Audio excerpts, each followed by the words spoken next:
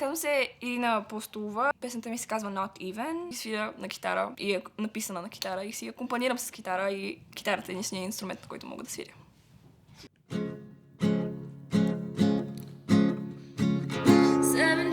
What a bright age to be. You're strong and you're smart, drinking tea, making jokes about. Аз чувствам много така спокойна, примерно на някои хора много така им се вълнува, примерно корема в стомаха. Аз съм си окей, обаче подсъзнателно винаги бъркам. На всеки един конкурс, на който съм ходила, винаги съм бъркала кои си.